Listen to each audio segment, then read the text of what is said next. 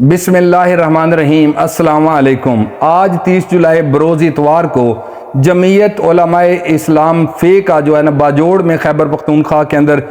ज़िला बाजोड़ के अंदर खार के मकाम पर एक जलसा हो रहा था। उस जलसे में जब आखिरी लम्हात आए और मौलाना लाइक साहब जो है ना वहाँ पे तकरीर कर रहे थे तो एक नाखुशगवार वाक़या पेश आया। वहाँ पे खुदकुश धमाका हुआ जिसके अंदर तकरीबन 40 अफराद जो हैं वो मौका पर ही जाँ बाक हो गए और उनके साथ साथ 150 से लेकर 200 तक अफराद जो है ना वो ज़ख्मी बताए जाते हैं और इन ज़ख्मियों को मुख्तलिफ अस्पतालों में शिफ्ट कर दिया गया है। जिन अफराद की लाशें अस्पतालों में लाई गई हैं उनकी तादाद 35 से 40 के दरमियान बताई जा रही है और ये तादाद इससे आगे बढ़ने का खदशा है। इस सारे अमल में एक जियो न्यूज़ का एक कैमरामैन भी ज़ख्मी हुआ है जिनका नाम समीउल्लाह है, जो कि इस वाक़या की इस जलसा की कवरेज कर रहे थे। ये दहशतगर्दी का जो वाक़या है ये बहुत अफसोसनाक वाक़या है और इस पर वज़ीर आज़म साहब से लेकर जो है ना वो सदर साहब और तमाम जो वज़राए आला हैं और सियासी जमातों के सरबराह ने उन्होंने शदीद अल्फाज में इसकी मज़म्मत की है।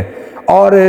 जमीयत उलमाए इस्लाम के जो तर्जमान है हाफिज़ अब्दुल्ला साहब, उन्होंने भी इस जलसे में शिरकत करना थी लेकिन बावजूद जो है वो इसमें शिरकत नहीं कर सके और उन्होंने भी शदीद अल्फाज में इसकी मज़म्मत की है और उन्होंने ये बयान जारी किया है कि ये वाक़या जो है ना वो किसी तौर पर जिहाद की तरफ इशारा नहीं करता बल्कि ये फसाद की तरफ इशारा कर रहा है। दहशतगर्दी के ये बढ़ते हुए वाक़यात अफसोसनाक हैं और पाकिस्तानियों ने जहाँ पे हज़ारों जानों की कुर्बानी देकर और अमलाक की कुर्बानी देकर जो अमन हासिल किया था उस पर दहशतगर्द के कारी ज़रब लगा रहे हैं। पाकिस्तान में मुख्तलिफ जगह पर चूँकि ऑपरेशन जारी हैं और ऑपरेशंस की वजह से जो है ना वो पुलिस के ऑपरेशंस हों या चाहे रेंजर के हों या चाहे सिक्योरिटी एजेंसीज़ के हों, उनके ऑपरेशन जारी की वजह से जो है ना आहिस्ता आहिस्ता दुश्मनों को नुकसान पहुंच रहा है और दुश्मन इस तरह के जो है ना वो घटिया और जो है ना अज़ाइम के ज़रिए और इस तरह के घटिया कार्रवाइयों के ज़रिए कौम के हौसले पस्त करना चाहते हैं। लेकिन इससे ना तो कौम के हौसले पस्त नहीं होंगे बल्कि हमारी सिक्योरिटी एजेंसीज, पुलिस और पाक फौज के हौसले पस्त नहीं होंगे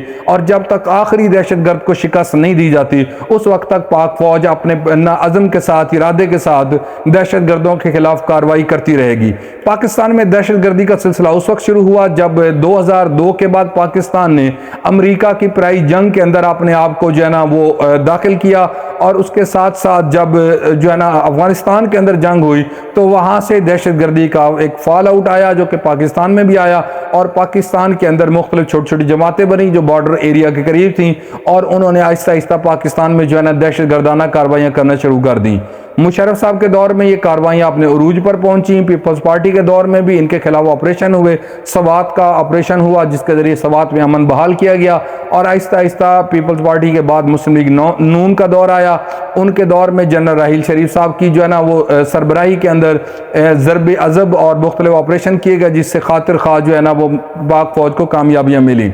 उनके बाद जनाब इमरान खान साहब का दौर आया, उसके अंदर भी छोटे बड़े जो ऑपरेशन हैं वो जारी रहे। लेकिन अब ऐसा महसूस होता है कि जैसे दहशतगर्द एक दफ़ा फिर सर उठा रहे हैं और मुल्क की अमन को पारा पारा करना चाहते हैं। ये धमाका एक ऐसे वक्त में हुआ है जब पाकिस्तान के अंदर 12 जमाते इत्तेहाद 12 दिनों का मेहमान है और 12 दिन बाद उन्हें हुकूमत छोड़ना है। 12 दिनों बाद हुकूमत छोड़ने के बाद फिर इलेक्शंस होना है। जब इलेक्शन 2018 में हुए या 2013 में हुए उस वक्त भी यही सूरत हाल थी। 2013 के इलेक्शन के अंदर जो है ना